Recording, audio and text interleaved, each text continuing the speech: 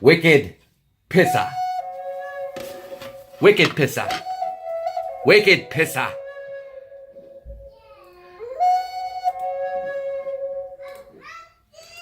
Over the last 20 years, he has lived in various places across the nation, California, New York, and Texas.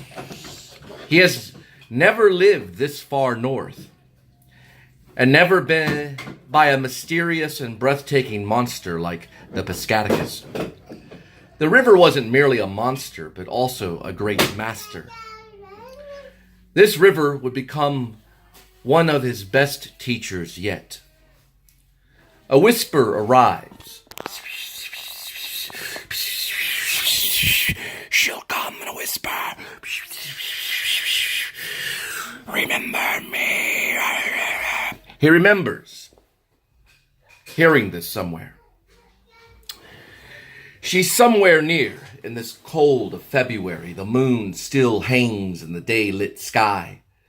Without hesitation, the moon exists among the sun. Somewhere she is the same, and without hesitation she lives and breathes among these woods. In one of these houses, a cottage or a nearby apartment, the cold directing her in small movements. She is doing something with her hands, holding a dish, pouring a cup of coffee, lighting a cigarette, opening a book, caressing a child's head. The child will lead. The child will lead love and Jonah and his new love to be. The neighboring towns or big cities seem so far away, untouchable. The cold pushes Jonah forward, and he moves quicker than he had days before he left home. The South now just a memory. And the more the days pass, the more only Texas becomes images and pictures kept in a mere album. A flock flies over, and the hiss of the frozen dam sends chills down his spine, his heart racing. He hopes she is close. The wind howls over the roofs and the houses near the 5 converging roads by the drugstore, post office, auto supply store, house of pizza, and furniture store. 5 roads converge. Lock Bank sits on the side of the converging roads. There is a blue and white logo of a lock with a key going inside. His picture's going inside. Now, his pockets are empty. He hopes a job. He looks out into the deep of the woods. A logging truck roars by, and behind him, a pickup pulling a skidder.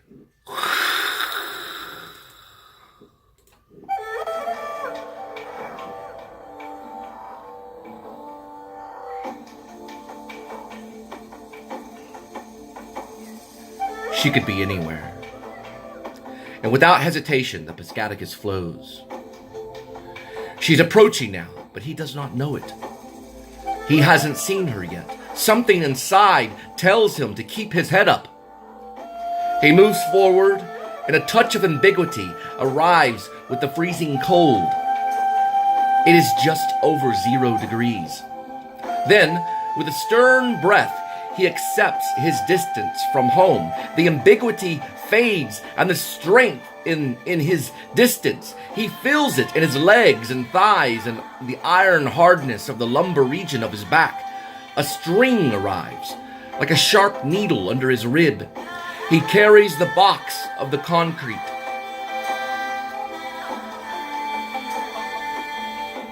And then he steps forward. Jonah arrives on the sidewalk of Guilford. He is before the furniture store and pressing forward to his new place. A flash of the South enters him. It mere flashes before him. And the wind grasps him, and he teeters and tips and then bounces back on his feet. He puts the concrete block down. It was in the way. He had to go around. The freezing wind pours over him and raises the hairs in the nape of his neck.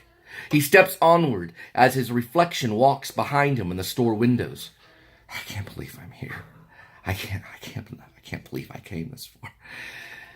The hesitation begins to lessen. See, life happens this way. It happens without hesitation. The journey led here. He got in the car and he left home. The South speeding away in the rearview mirror. The trips consistent of the motels, cafes. It takes weeks of travel. The traveling began. It happens this way. He breaks through the hesitation. Jonah arises from the floor of his Texas apartment, stretches and packs another box, says his goodbye. A flash of his ex-wife still in his head. He had not seen Sharon since she slammed the French doors of the town home and vanished. It had been just over a year. The last words face to face were desperate ones. Ones of shame and fear. He remembers at the last words she said to him while in person. I'm not taking this shit. There weren't words of love or comfort. They weren't words that belonged in a union. They were words of detachment and hate. Later, she would call him on the phone. Those words were more heartfelt and sincere. She tells Jonah over the phone, don't come by my work. Don't come by my work or I will call the police. Don't come by my father's home or I will call the police. If you come near me again, I'll call the police. It was over. She was gone. Before he leaves, Jonah whispers, before Mom can get in the car, goodbye, Sharon. Goodbye, Texas. Mom gets in, slams the door. She gets situated and tells him, if you leave, you might not ever come back to Texas. Jonah put the car in reverse and backed out of the covered parking space and turned the wheel. Mom, you make it sound like if I go up there, there's no turning back. Can I at least give it a try? Well, you'll have to come back on your own. We'll help you get up there and let you stay in the Parkman house. But you won't get our help if you want to come back. So you better be sure before we leave. Jonah was stuck in ambiguity. He knew he needed to get away from the divorce. Sharon had threatened to call the police on him if he'd ever approached her face to face. It was dangerous for him to stay in White Settlement. This was where they separated and divorced, and she knew where he was. She knew the apartment he lived in. If she came back, she could stir up a whirlwind, and he could lose control and fall for her again.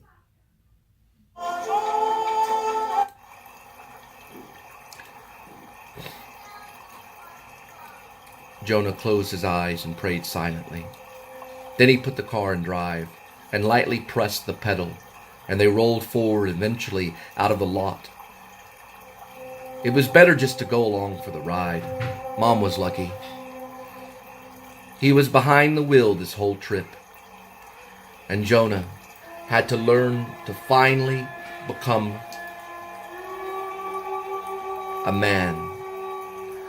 A real human being. This was a time to find independence.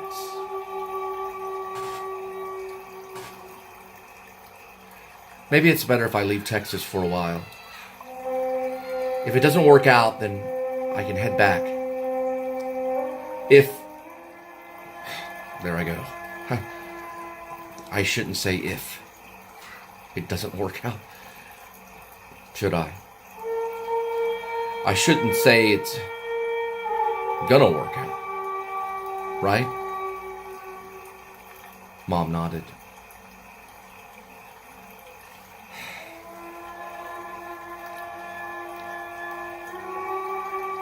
I'm I'm sorry, Mom. I shouldn't have put you through all this. It's okay. I know you needed help.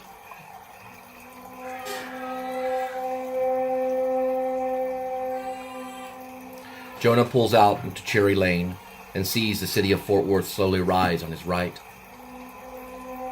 They had to pass right by downtown in order to get through the Mixmaster. They had to stay on the Interstate 35 the whole way, stay on it until North took them out of Texas and then east. That's when the highways had names and he had never heard before. Highways with new scenery. The long stretches of endless cornfields and farms and the various cities would pop up and then vanish.